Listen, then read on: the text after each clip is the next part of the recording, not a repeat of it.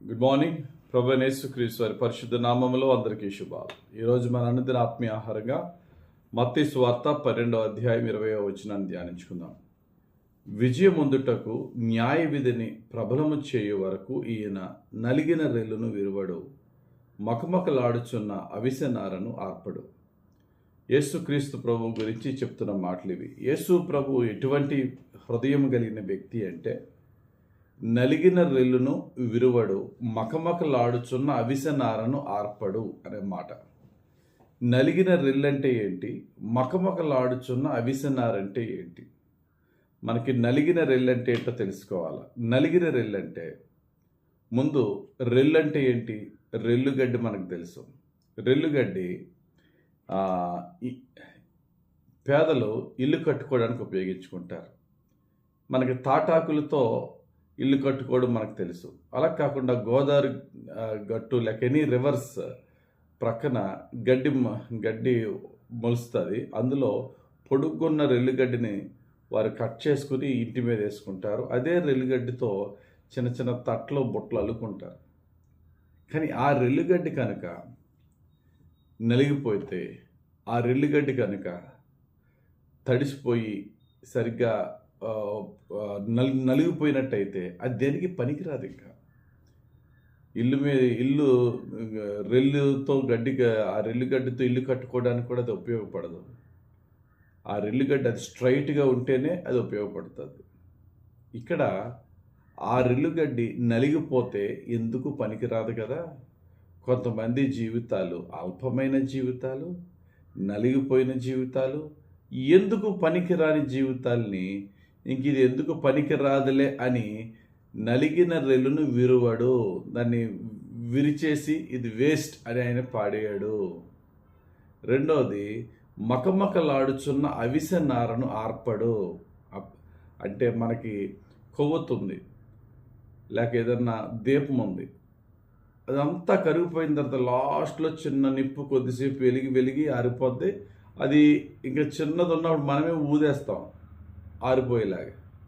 ఆయన ఆర్పడు అని ఉన్నది. ఇది విశ్వాసులను పోలిన జీవితాలు. అంటే నలిగిన రెల్లును విరువడు అనే మాట ఎవరిని సూచిస్తుందంటే, ఎవరైతే బాధల్లో కృంగిపోయి ఇంకా నా లైఫ్ అయిపోయింది, పాపంలో పడిపోయాను, ఇక నాకు హోప్ లేదు, ఇందులోంచి నేను బయటికి రాలేను, నాకున్న అవమానాలు కానీ నాకున్న అపజయాలు కానీ విపరీతం, ఇంకా ప్రజలందరి చేత నేను ఎదుర్కొంటున్న ఈ తిరస్కారాన్ని నేను ఫేస్ చేయలేను, నేను నలిగిపోయిన వాడను, నేను పనికిరాని వాడను అనుకునే వ్యక్తులను దేవుడు ఆదరించే దేవుడు. భక్తుడైనటువంటి పేతురు ఒక్కసారి కాదు 3 సార్లు యేసయ్య ఎవరో నాకు తెలియదని బొంకిన, అయ్యో ఇంత దారుణంగా నేను ఎందుకు ప్రవర్తించాను అని చెప్పి గుండె బాదుకుని ఏడ్చిన పేతురు దగ్గరికి పునరుద్ధానుడైన యేసయ్య వెళ్ళి ముమ్మారు అతన్ని, నువ్వు నన్ను ప్రేమిస్తున్నావా పేతురు అని అడిగి, నేను ప్రేమిస్తున్నాను ప్రభు అంటే, అదే పేతుర్ని, ఈయనంటే ఎవరో నాకు తెలియదు అని బొంకిన పేతుర్ని బలపరిచి సంఘ బాధ్యతలు అప్పగించి గొప్ప దేవుని సేవకునిగా మార్చాడు దేవుడు.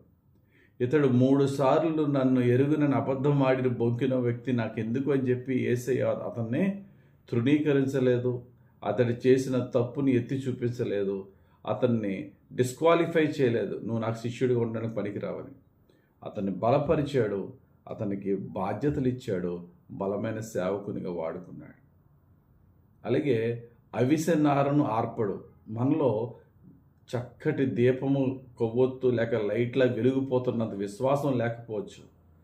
పరిస్థితులను బట్టి, అవమానాలను బట్టి, లేక ఎదుర్కొన్న శ్రమను బట్టి మన విశ్వాసంలో ఉన్న అంటే మన వెలుగు పోయి చిన్న నిప్పు రవ్వంత, చిన్న అవిసెనార వెలుగంత మనలో చిన్న లైట్ ఉన్నా సరే, దేవుడు అదే విశ్వాసం అంత అల్పంగా ఉన్న దేవుడు దాన్ని ఇంకా ఎంకరేజ్ చేసి దాన్ని ఫ్లేమ్ ఇంకా పెంచుతాడే కానీ దాన్ని ఆరిపే దేవుడు కాడు. ఒకసారి యేసుక్రీస్తు ప్రభు రూపాంతర కొండ మీద దిగినప్పుడు ఒక చిన్నవాని తండ్రి వచ్చి యేసు ప్రభుని అడుగుతాడు, నీ వల్ల ఏమైనా అయితే స్వస్థపరచమని. ఎందుకంటే అప్పటికే శిష్యుల వాళ్ళు అవ్వలేదు. అతడు చాలా మంది దగ్గరికి వెళ్ళాడు, పని అవ్వలేదు. యేసుప్రభు అంటున్నారు, నా వల్ల అవుతుందని నువ్వు నమ్మితే, నీ వల్లనైతే నమ్మువని సమస్తం సాధ్యమయ్యా. నా వల్ల అవుతుందని నమ్ము, అప్పుడు నువ్వు నన్ను అడుగంటే ఆ చిన్నవాని తండ్రి అంటాడు, చాలా వేదనతో బాధతో చెప్తాడు, అయ్యా నమ్ముతున్నాను కానీ మరలా అపనమ్మకం నాకు వచ్చేస్తుంది, ఆ అపనమ్మకం కూడా రాకుండా సహాయం చేయమని అంటే, ఆ వ్యక్తి యొక్క దీనస్థితిని చూసి యేసయ్య జాలి చూపించి ఆ చిన్నవాడిని స్వస్థపరిచి తండ్రి విశ్వాసాన్ని బలపరిచినట్టుగా మార్కు సువార్త 9:24 కనబడుతుంది.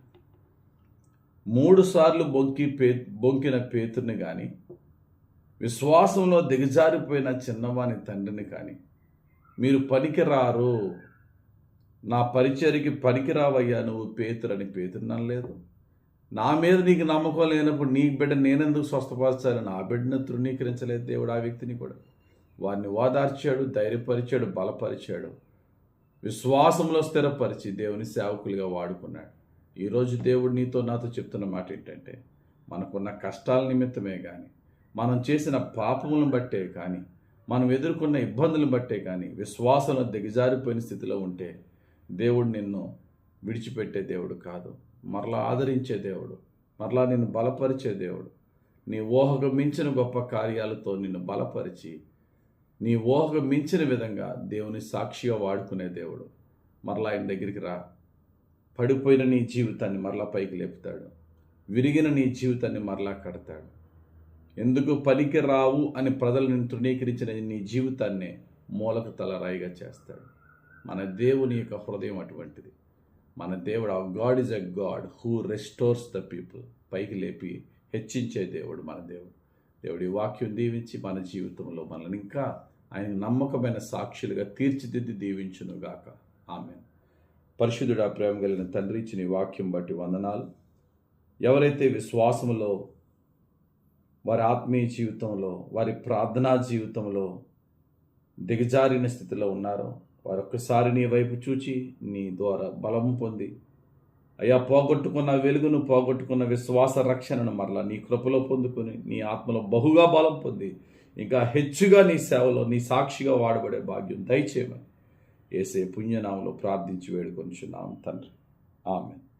తండ్రి యొక్కయు, కుమారుని యొక్కయు, పరిశుద్ధాత్మ దేవుని అభిషేకం ఎప్పుడు మనకు తోడుండి మన జీవితాల్ని యేసుక్రీస్తులో పైకి లేపి హెచ్చించి దీవించి ఆశీర్వదించి ఫలింపజేయునుగాక.